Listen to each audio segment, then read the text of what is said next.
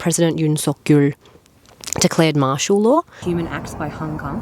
In Korean, it's Sonyeonyeonda. So they ripped the stone out of Damyang and put it here in the May 18 Memorial Cemetery. It's coming together to protest what they think is not right. And if you want to know the best time to come to Korea, I think it's around this time. The weather's perfect. And a hamburger patty.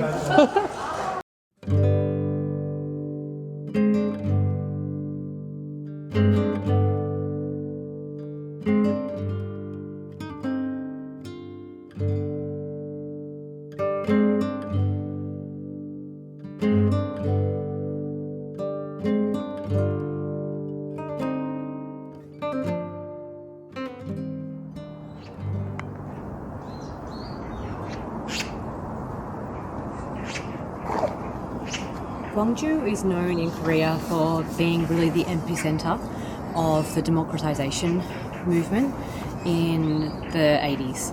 And so we've come to Gwangju today to learn a little bit more about the Gwangju Uprising, or the May 18 Uprising, and the democratization movement in Korea. So here we are at the May 18 Memorial Park.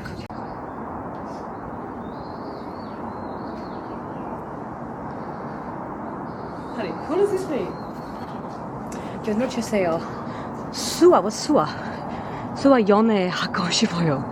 수아, what does that mean? Someone's name, I guess. It's underground.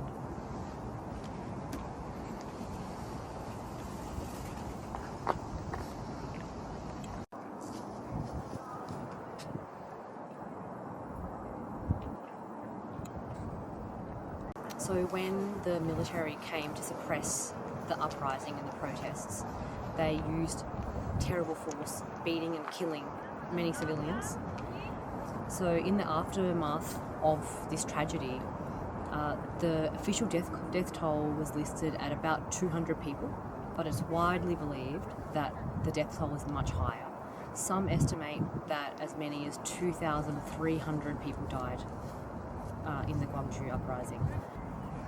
If you want a really interesting telling of the Gwangju Uprising, I really recommend the book Human Acts by Hanggang. In Korean, it's Sonyeonyeonda.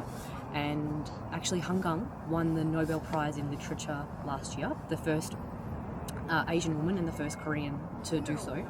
And she is from Gwangju. And so I think for me, it made I don't know how to say, like the violence feels so graphic and real that when you come to a place like this, you can really feel the sort of omnipresence of what's happened here. So anyway, I recommend that book.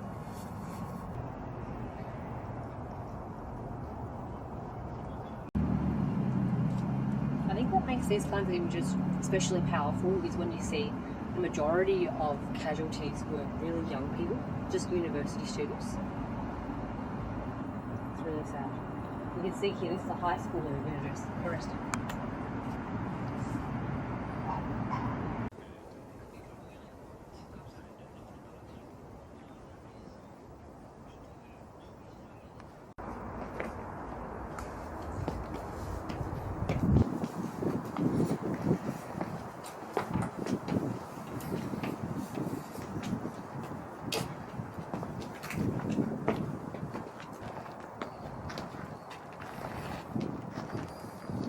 Buddha's birthday is soon, so there's all of these beautiful lanterns lighting up temples across Korea. And if you want to know the best time to come to Korea, I think it's around this time. The weather's perfect. There's not very much yellow dust, so the air quality is good. And there's just so many of these beautiful lanterns.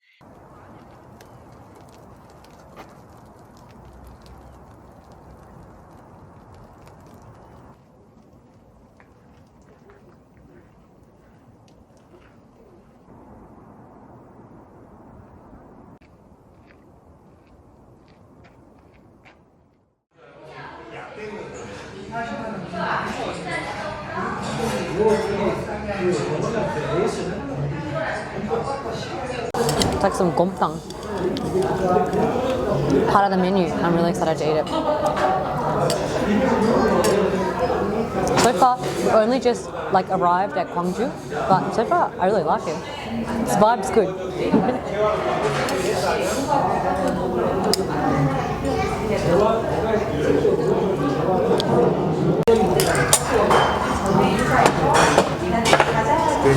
감사합니다.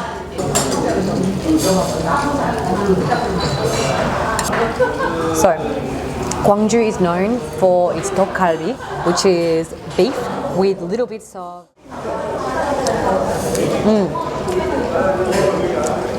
that's good.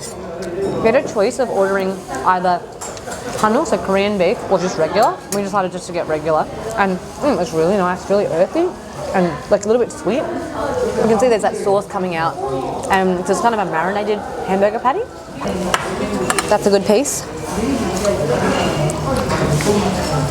Rice, little samjang maybe, and my favorite, raw garlic, always.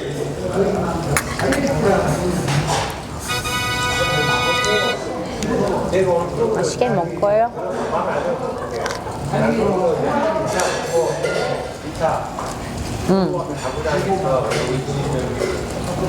That's actually really good. It's like a burger, but better. I made it with lettuce and rice and a hamburger patty. My style burger.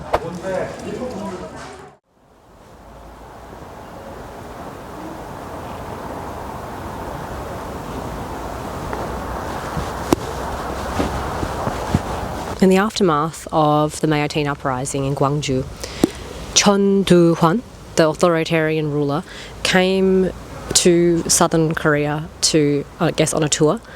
Came to Damyang, which is a little north of Gwangju, and he laid a stone down to mark his presence in the area, I suppose.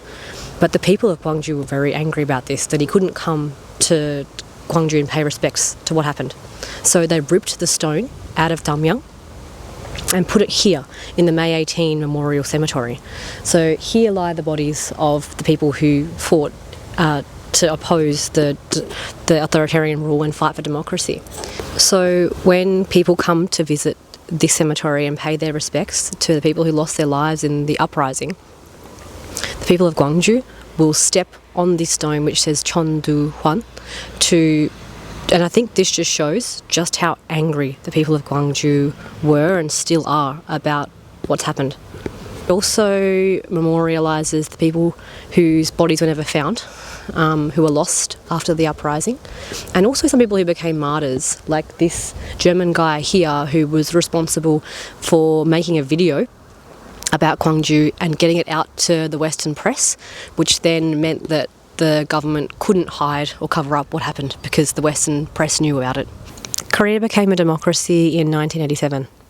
However, this came under threat in December of 2024 when President Yoon Suk-yeol declared martial law, which restricted political activities, closed certain public institutions and restricted the media. There was widespread opposition to this. Many citizens protested this, and after just a few hours, the National Assembly came together and voted to end martial law. President Yoon was impeached, which means he can't be president, and was removed from office, and as a result, Korea now faces an election in June of 2025. When the crisis first erupted, many older Koreans were quite distraught because they have memories from their younger years when Korea was under authoritarian rule, and there was a lot of fear that Korea was returning back to that state with the imposition of martial law. Also, a lot of Koreans remember Gwangju. They might have lived here in Gwangju, they might have seen it all over the news. And I particularly remember my father-in-law at the time. He was just really stressed, not sleeping well, watching way too many videos about what was happening, and still does a little bit because it's just really distressing for that older generation, and perhaps gives them a little bit of PTSD from what they remember from being young. But in the wake of all of this, I think what we can say is that Koreans really came together across the country and protested what was potentially looking like authoritarian rule. And I wonder if the people of Gwangju who are buried here fighting for democratisation would be proud of the legacy that they've left behind of Koreans coming together to protest what they think is not right.